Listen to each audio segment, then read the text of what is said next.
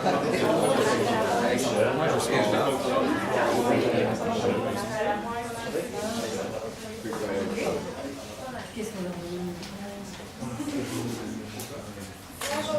disposez de 20 minutes pour la présentation. Nous vous aviserons le premier sera 10 minutes, 5 minutes, 1 minute, 1 minute et finalement 30 secondes. Ne pas oublier que vous devez en aucun cas mentionner le nom de votre sujet. Votre présentation sera suivie d'une période de questions de 5 minutes de notre présentation.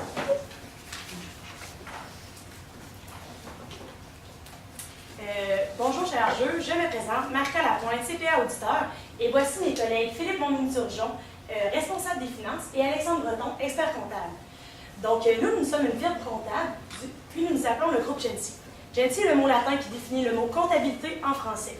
Nous avons choisi le mot Gensi pour nous représenter, puisqu'il nous fait beaucoup penser au mot chance. Ainsi, notre vision, en tant qu'entreprise, est « nous créons notre propre chance ». Pour ce faire, nous devons être talentueux, rigoureux et persévérants, puis toutes ces qualités sont à la base d'un bon comptable, tout comme le latin est à la base du français. Je vais maintenant laisser la parole à mon collègue Philippe pour vous parler de l'ordre du jour. On va commencer avec l'ordre du jour. Donc, l'ordre du jour, ça va être l'ordre de la présentation aujourd'hui. Donc, on va commencer avec la problématique et le mandat. Donc, il y avait un certain problème au niveau de l'entreprise, puis avec un mandat qu'il fallait résoudre. Donc, on va vous présenter ça en premier lieu. Par la suite, l'analyse interne et externe de l'entreprise avec toutes les forces, faiblesses, menaces et opportunités. Par la suite, on va les traitements comptables. Donc, au niveau des ratios, on a calculé quelques ratios pour vous. On va essayer d'améliorer ces ratios-là tout au long de la présentation. Par la suite, on va avoir une grosse stratégie qui va toucher à plusieurs points au niveau de l'entreprise, à différents secteurs. Donc, on va également vous présenter ça ici. Par la suite, on va avoir quelques mesures de contrôle pour améliorer tout ce qui est à l'intérieur de l'entreprise pour augmenter la productivité. Ensuite, au niveau de l'investissement, est-ce que oui ou non, vous devez investir le $1 million qui vous est demandé par le banquier? Puis finalement, il va y avoir une belle conclusion pour freiner le tout.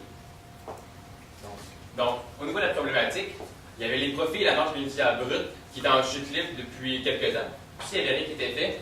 Donc, HP allait devoir fermer ses portes. Donc, pour le mandat, nous devons vous proposer un plan d'action qui est concret, réaliste, ainsi que quelques stratégies afin de guider le propriétaire dans l'investissement de $1 million qui lui est fortement suggéré. Donc, c'est ce qu'on va faire sur la présentation. Donc, premièrement, d'après les documents qui nous ont été soumis de votre entreprise, après nos connaissances, en fait, on en est venu à faire une petite analyse en fait, des forces et des faiblesses qui sont propres à votre entreprise. En fait, votre entreprise possède en fait un procédé unique d'exclusion de plastique recyclé à 100%. Vous êtes la seule entreprise en fait qui exclut votre plastique, qui exclut du plastique à 100%. C'est une très bonne force, félicitations. Deuxièmement, vous avez un procédé en fait de fabrication qui est moins dispendieux que la concurrence. En fait, grâce à cette force-là, vous êtes dans la mesure en fait d'offrir des coûts concurrentiels qui sont très bénéfiques pour votre entreprise, bien sûr. Vous avez aussi une capacité à produire sur mesure dans le marché dans lequel vous vous trouvez. C'est une grande force que vous avez. En fait. Vous rencontrez votre client, vous produisez enfin un produit qui cadre parfaitement en fait, dans les besoins de ce client précis. Et puis vous avez aussi la proximité du client lors de la conception.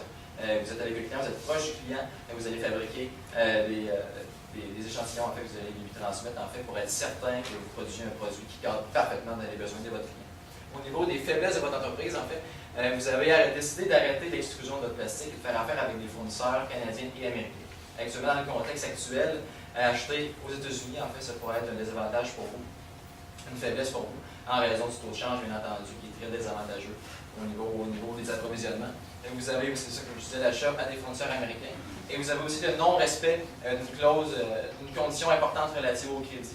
Au niveau de votre crédit à court terme, vous êtes fortement endetté et vous ne respectez pas un ratio en fait, qui est demandé par votre institution financière. Et vous avez aussi un dividende obligatoire de 7% qui va être versé aux actionnaires de capitalisés. En fait. C'est sûr que un type d'action comme ça peut être bien quand on a besoin des capitaux rapidement, mais à plus long terme, être obligé de verser un dividende de 7% annuel, ça peut être un désavantage, une faiblesse forte pour votre entreprise. Au niveau des opportunités et des menaces de votre entreprise, du marché dans lequel votre entreprise évolue, vous avez, en fait, au niveau de l'opportunité, vous pouvez diversifier l'offre de produits. Au niveau de votre partenariat que vous avez actuellement avec le distributeur, en fait, leader, le distributeur qui lead actuellement le marché canadien, vous avez un bon partenariat avec ce distributeur. Il serait très possible de venir diversifier l'offre via ce distributeur. Ça permet en fait de minimiser les investissements nécessaires. Vous avez déjà un bon réseau de distribution, mais ce serait possible de l'utiliser. Vous avez aussi la possibilité de devenir producteur de matières premières à moyen terme et de fournir vos concurrents. Ça peut paraître drôle, c'est vraiment une opportunité qui s'offre à vous. À moyen terme, pas tout de suite, ça sera vraiment d'évaluer comment l'entreprise et que le marché vont réagir au niveau des ajustements qui vont être portés au niveau de votre entreprise. Si c'est nécessaire, ça peut être intéressant pour vous, en fait, de venir fournir vos concurrents en matière première, en plastique extrudé, parce que vous êtes spécialiste, en fait, vous avez un procédé d'extrusion unique qui vous permet d'aller chercher, de venir avec un produit 100% recyclé comparativement à vos concurrents qui n'offrent pas en fait un produit à 100% recyclé comme le vôtre. Vous avez la seule entreprise qui offre le 100% recyclé. Ça serait de maximiser le partenariat avec les distributeurs canadiens, comme je l'ai dit plus tôt. C'est la conquête du marché américain dans le contexte actuel avec le taux de change, en fait. Et ça pourrait être très possible de faire affaire avec un distributeur américain pour suite. Pas aller directement avec vous, parce que c'est seulement des investissements. Vous ne connaissez pas parfaitement le marché, mais si vous allez avec un distributeur qui connaît le marché, qui est bien implanté aux États-Unis, on sait que c'est un gros marché, ça pourrait être très intéressant pour vous avec un produit 100% recyclé. Au niveau des menaces extérieures à votre entreprise dans le marché québécois, vous avez les investissements massifs de cascade, en fait, dans les nouvelles chaînes de production. Qui vont permettre d'améliorer leur production, d'améliorer leurs produits, d'augmenter leur volume aussi d'affaires. Donc, ça peut être une menace pour vous, parce qu'on sait que vous occupez un marché, des parts de marché semblables aux cascades dans vos marchés. Vous avez un taux de change éventuel si jamais vous décidiez d'utiliser l'opportunité en fait, de conquérir le marché américain. Oui, actuellement, c'est très avantageux pour vous, mais éventuellement, on ne sait pas ce que la Chine va hausser en fait, sa demande de pétrole. En fait, ça va changer. Donc, si le taux de change éventuel, en fait, venait quasiment à parité, en fait, vous seriez moins intéressant pour le marché américain de faire affaire avec vous. Puis vous avez la faible ventilation des clients. On sait qu'il y a une grosse part de vos ventes qui sont réalisées auprès de certains clients. Ça, c'est pas une faiblesse, mais c'est vraiment une grosse menace au niveau de votre entreprise. Si un client qui a des difficultés et décide d'aller s'approvisionner ailleurs, ça pourrait jouer contre vous là, assez rapidement. Vous n'auriez pas le temps de réagir, donc ça serait dommageable pour votre entreprise. Donc, pour ce qui est des traitements comptables et des ratios, premièrement, de calculer le ratio du fonds de roulement, qui est l'actif court terme, moins les stocks sur le passif court terme. Donc, tout ce qui est liquide à court terme. Donc, en 2013, on avait un ratio de 0,6484 fois. Par contre, on voit qu'en 2014, le ratio a baissé à 0,6027. Bon, ça, c'est pas idéal. Tout au long de la présentation, on va donner des stratégies pour augmenter ce ratio-là. Deuxième ratio, ratio du délai de recouvrement des comptes clients. Donc, c'est le ratio compte client sur les ventes divisé par le 365 jours par année. 2013, 23,65 jours. Donc, les clients étaient en moyenne 23 jours pour vous payer. Parce qu'en 2014, ça a augmenté à environ 59 jours, ce qui est honnêtement très élevé. Et évidemment, on va donner des stratégies pour ramener ça au même niveau qu'en 2013, ou même plus bas, pour avoir un capital dans l'entreprise le plus rapidement possible. En fait. On y va avec la stratégie 1. En fait, la première stratégie qu'on va vous offrir, c'est la maximisation de la marge brute. En fait, nous, on vous offre en premier lieu, en fait, c'est l'utilisation des machines d'extrusion qui sont déjà en place dans votre usine, en fait, afin de recommencer à faire fondre votre propre plastique, désolé. En fait, d'extruder vous-même votre plastique et de couper les ponts, en fait, avec vos fournisseurs américains et canadiens de plastique déjà extrudé. En fait, ça vous permettrait de remettre en valeur votre procédé unique d'extrusion développé par votre entreprise. Puis, en fait, ça permettrait de venir diminuer, en fait, les coûts d'achat de matières premières. En 2013, on voit que vous aviez un coût d'achat de matières premières qui se situait aux alentours de 1,2 million. Puis en 2014, à 3,4 millions, ce qui vient affecter directement votre marge brute. C'est dommageable d'avoir une marge brute qui est plutôt négative ou faible en entreprise. Et donc, ça vous permettrait en fait d'augmenter la marge brute directement. Puis ça permettrait aussi de mettre en valeur votre procédé d'extrusion développé qui est unique à vous. Donc, ça permettrait une économie des coûts d'achat, puis un meilleur contrôle de la qualité, puis de remettre en valeur, je vais le dire une troisième fois, parce que c'est très important, votre procédé unique d'extrusion qui vous permet d'arriver à un produit 100% recyclé. Au niveau 1.2 de la maximisation de la marge brute, en fait, ce serait de devenir un fournisseur pour vos concurrents en matière première, en fait. Donc, ce serait d'offrir à vos concurrents d'accéder à votre plastique extrudé 100% recyclé. Donc, ce serait un avantage pour eux, puis ça vous permettrait, en fait, des nouveaux apports, en fait, des nouvelles ventes. Donc, l'avantage, c'est un nouveau marché, c'est la diversification de vos clients. Au lieu de faire affaire vraiment avec des distributeurs, avec des épiceries, etc., en fait, ce serait vraiment vos clients deviendraient vos concurrents, donc ça pourrait être très, très intéressant pour vous. Puis, il y a aussi la maximisation des machines. Ça ferait votre machine d'extrusion roulerait plus. Voilà. Au niveau de la stratégie numéro 2, la diversification des clients, Il y a la conquête du marché américain qui actuellement, c'est très bon. On le sait que l'économie canadienne, en fait, c'est une économie basée sur le pétrole. Il y a une forte baisse dans la demande de pétrole, donc il y a aussi l'essor de l'économie américaine. Donc le dollar canadien, le dollar américain, c'est très intéressant pour eux de venir acheter ici. Donc ce serait vraiment de faire affaire avec un distributeur bien établi aux États-Unis. Ce que serait comme avantage, ce serait l'augmentation directement des ventes, ce serait la diversification de vos clients, bien entendu. On attaque un nouveau marché, donc c'est toujours très intéressant. Puis en plus, comme vous allez faire affaire avec un distributeur qui est bien établi, ça minimise le risque. Vous allez partager le risque avec le distributeur aux États-Unis. Puis c'est aussi, vous allez bénéficier du taux de change qui est très avantageux actuellement. En 2.1, ce serait maximiser le partenariat actuel en multipliant l'offre de produits. On sait qu'actuellement au Canada, votre partenariat avec le distributeur canadien touche principalement les contenants de champignons. On sait très bien que ça pourrait être intéressant pour lui d'aller chercher d'autres types d'emballages qu'il pourrait aller vendre, par exemple, dans les supermarchés, en fait, quand ils font de l'emballage en succursale. Donc, l'avantage, c'est le faible coût de réalisation. Aller vers votre partenariat, il est déjà signé, en fait, ce serait juste de le maximiser, de l'améliorer. Puis, ce serait une augmentation directement des ventes avec un très faible risque, parce que vous avez déjà les équipements, en fait, et la capacité à produire plus. Donc, ce serait très intéressant. Donc, qu'est-ce qui est la stratégie numéro 3? Donc, la restructuration de la production. Donc, on vous conseillerait peut-être de congédier le directeur de production, puis le remplacer par un ingénieur industriel. Donc, les avantages que ça a, évidemment, donc, ça va maximiser la production, ça va également minimiser les contraintes de temps et de perte d'argent. Puis, évidemment, vu qu'on a un ingénieur industriel, on va pouvoir profiter de son expertise pour améliorer tout ce qui est à l'intérieur de l'entreprise. Donc, son travail numéro 1, c'est de rendre tous les procédés meilleurs. Donc, pour nous, on va tirer avantage de ça pour améliorer la productivité de l'entreprise. Par contre, évidemment, il va y avoir une augmentation de la charge salariale.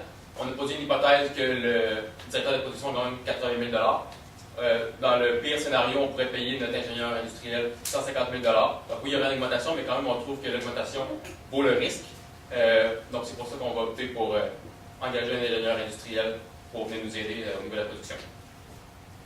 Au niveau de la stratégie numéro 4, on vous conseillerait de vendre votre usine qui est située au Vermont, puis que présentement vous n'utilisez plus, puis elle est fermée pour de bon, qui était spécifiée dans le cas, donc il n'y a pas moyen de la réouvrir. Puis de s'en servir pour payer l'emprunt bancaire. Donc, après l'estimation des actifs de l'entreprise, on prendrait en compte qu'on pourrait vendre l'usine environ 1,1 million de dollars. Ça, c'est vraiment une hypothèse, puisqu'on on est allé voir dans les notes aux états financiers. Il y avait les immobilisations. Il y avait seulement il n'y avait pas d'amortissement pour les bâtiments et les usines. Il n'y avait pas non plus de mention qu'on les avait dans l'actif. Cependant, on sait qu'on les possède. Vous nous l'aviez mentionné. Donc, comme nous prenons en compte qu'il n'y a plus d'amortissement lié à ça, puisque vous êtes établi dans le marché depuis 40 ans, donc nous sommes venus à l'idée qu'on pourrait la vendre 1,1 million. Notre emprunt bancaire est de 1,210 1,210 000 pardon. Donc, qu'est-ce que ça l'apporterait, cette vente-là? C'est qu'on viendrait respecter la clause relative à l'emprunt, qui était 1,2 sur 1. Ça viendrait libérer une facilité de crédit, donc le ratio de liquidité et les projets futurs. Ça ferait augmenter notre ratio à 1,77 fois comparé à 1,9, ce qui est vraiment meilleur. Le 110 000 $ pour rembourser le reste de l'emprunt, on va vous dire plus tard si on le prendrait. Pour ce qui est des mesures de contrôle, on a 4 mesures de contrôle à vous soumettre. Donc, tout d'abord, on avait vu que les états financiers, il y avait une mission qui avait été faite dessus. Par contre, on vous conseillerait peut-être une certification d'audit. L'entreprise est quand même assez grosse, elle a un chiffre d'affaires qui est élevé. Donc, pour s'assurer que tout ce qui est écrit dans les livres sont véridiques et corrects, un audit, oui, ça a un coût, mais ça a aussi une récompense là, à la fin qui est alléchante pour vous, selon nous. Ensuite, au niveau de l'ingénieur industriel, comme je vous en ai parlé, c'est une expertise à avoir au niveau de l'entreprise, contrairement au directeur de production. Donc, également, on pense que c'est un bel avantage au niveau de l'intérieur de l'entreprise. Troisièmement, peut-être investir au niveau de la maintenance préventive. Donc, on a vu qu'au niveau de l'entretien des réparations des machines, ça va augmenter de 33 000 de 2013 à 2014. Donc, peut-être pour diminuer cette augmentation, on pourrait investir en maintenance préventive, donc avant que les bris ou les réparations arrivent. Donc, ça nous ferait sauver des coûts là. Puis sauver des coûts, bien, évidemment, c'est toujours avantageux. Puis finalement, privilégier les actions de classe F et non de classe C. Parce que, comme mon collègue l'a mentionné au tout début, les classes C, vous devez verser un dividende de 7 même si vous faites des pertes puis l'entreprise n'est pas rentable. Tandis que la classe C, F, pardonnez-moi, vous n'êtes pas obligé de verser un dividende si l'entreprise ne fait pas de bénéfices. Par contre, si l'entreprise fait par exemple 1 million de bénéfices, bien, vous pouvez choisir de verser un certain pourcentage en dividende. Donc, c'est ce qu'on vous conseille pour l'instant. Donc, oui, nous vous conseillons d'investir le 1 million de dollars. Donc, il faut prendre en compte que toutes les stratégies qu'on vous a proposées, c'était comme des sous-stratégies. Donc, ça vient dans notre stratégie optimale. Donc, il faudrait tout faire ça. Donc, la stratégie numéro 1, qui était la maximisation de la marge brute, ça n'entraînerait aucun coût supplémentaire. La seconde, la nouvelle opportunité d'affaires, on a mis l'hypothèse de 60 000 pour la commercialisation et le brevet sur la méthode d'extrusion de plastique à 100% recyclé, puis un 200 000 pour aller sur le marché des États-Unis. Par la suite, la diversification des clients. Donc, on mettrait un 150 000 par an qui serait en frais de représentation pour nos employés. Par la suite, il y aurait maximiser le partenariat actuel, 10 000 en frais juridiques. Pour la stratégie numéro 3, la restructuration au niveau de la production, ça coûterait environ 70 000 au pire, comme mon collègue l'a mentionné, pour l'augmentation de la charge salariale liée aux nouvelles ingénieurs. Puis, pour la quatrième stratégie,